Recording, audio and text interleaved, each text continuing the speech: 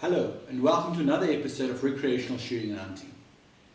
Have you ever been on that hunt where you was checking this perfect deer through the scope and you just didn't have that clear shot, and just when you thought there would be no way to take this shot, the deer suddenly turned, gave you the perfect opportunity and you took that shot.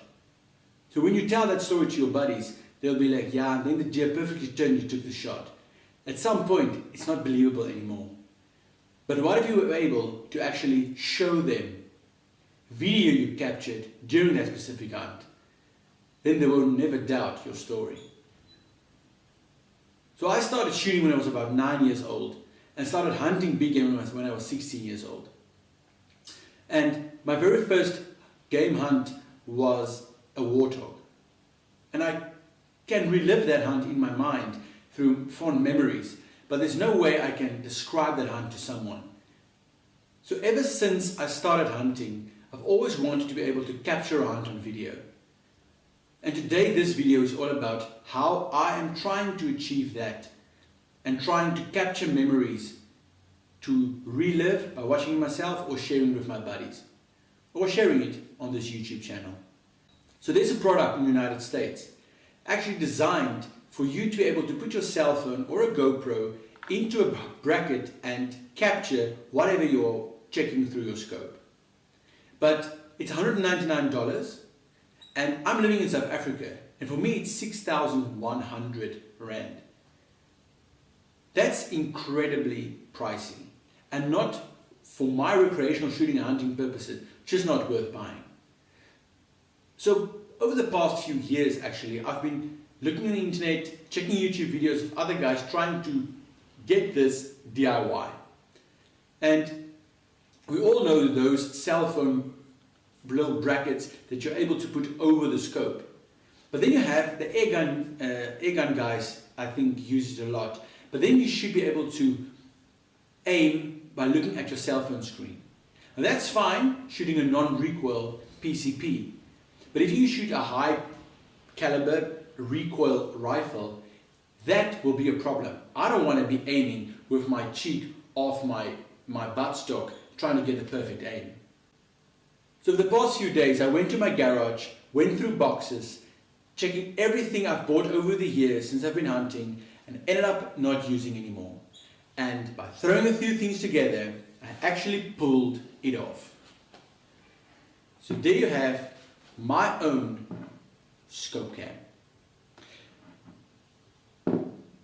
So what did I use to do this? And I'll put up a few close-up photos as well of how I built this. I used a few different things. I used a 30mm since my scope is a 30mm, and before you get worried, there's no bolt in the rifle. I checked the chambers clear. My rifle is safe to handle. So I used a 30mm scope mount, an old scope ring I found in one of my boxes to attach it to the scope. I have used a Yukon product designed to be able to take footage through spotting scopes or cameras, or to put your camera through a spotting scope. And it's a nice little product. I use it when I use a spotting scope. With high power sights these days, it's not necessary to always use a spotting scope and take a spotting scope with you. So I used pieces of that. I have this cell phone, aluminium cell phone holder, which is actually designed to fit on your bicycle or motorbike handle so that you can take footage with your GoPro or with your cell phone of where you're riding your bicycle to. And I used those three and a little piece of pipe fitting to produce the tube for this to actually take the footage through.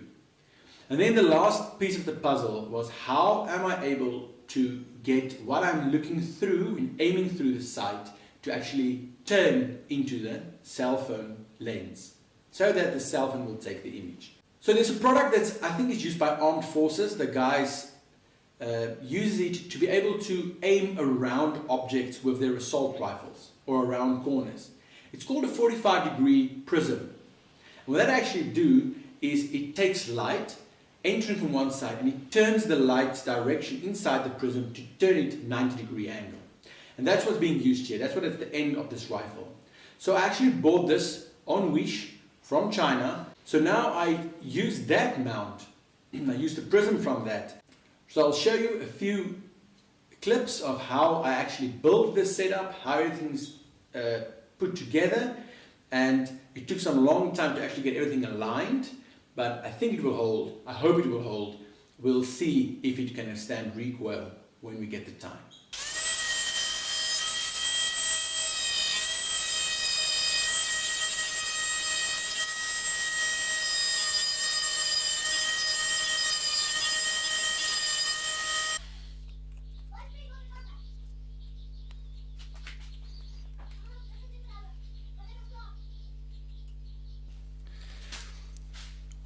Right, so this is the part from the Yukon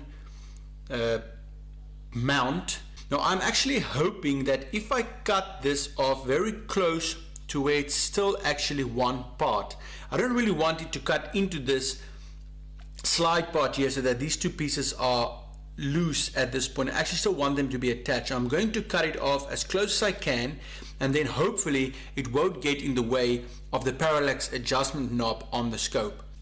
So our pipe fitting is going to come on this little arm here, which will actually then attach this to the arm which is attached to the scope, and the cell phone holder will attach here, able to slide like this, and this will be there on the scope, and then our lens will be on this side here, and then everything will be nice and fixed together.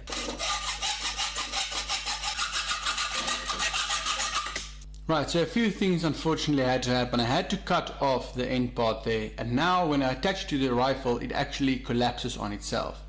But I found this 6mm bolt which is, if I'm going to put it in that slot there, it should prevent this from collapsing on itself.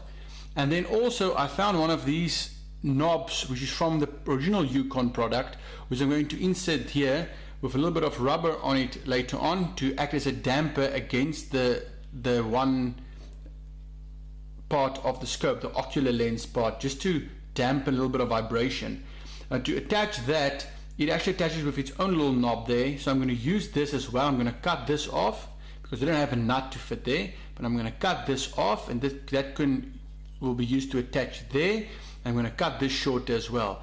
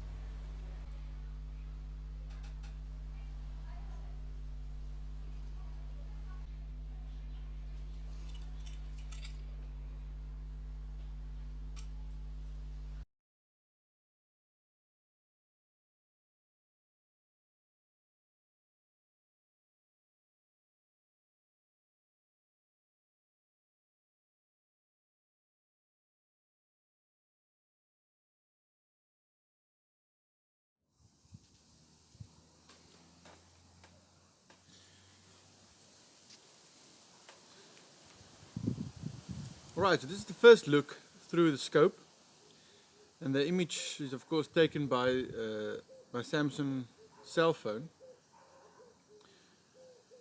So I'm aiming at this copy next to my house, close to my house, and you can see the crisp, clear image. Nice crisp crosshair. If I aim up at the blue sky there, I already set the scope parallax to be crisp as well on this distance. Well, the first thing I've noticed in the test videos, the first test videos, are the image is now in mirror. It's horizontally flipped. So I'm going to use Sony Vegas Pro to flip it again, and then for example I'll show you. If you look at, for example, that bush there is now to the left of the crosshair. This bush is to the left of the crosshair. But on the original video, On the original video footage, it will be on the right, and you will even see the numbers are flipped in mirror image. So I'm using software to flip it horizontal again. So when I say that I'm shooting the one on the left, I'm going to shoot the bush on the left, that it should be left on the video as well. Alright, so as you can see, it clearly works. I'm very happy with the video quality. Now as soon as COVID lockdown ends, we might get out to a range and I might be able to test if this is going to be able to take the effects of recoil and what changes should be made then if it does not handle the effects of recoil too well. So thank you very much for watching. Please feel free to subscribe and remember to like this video. Cheers.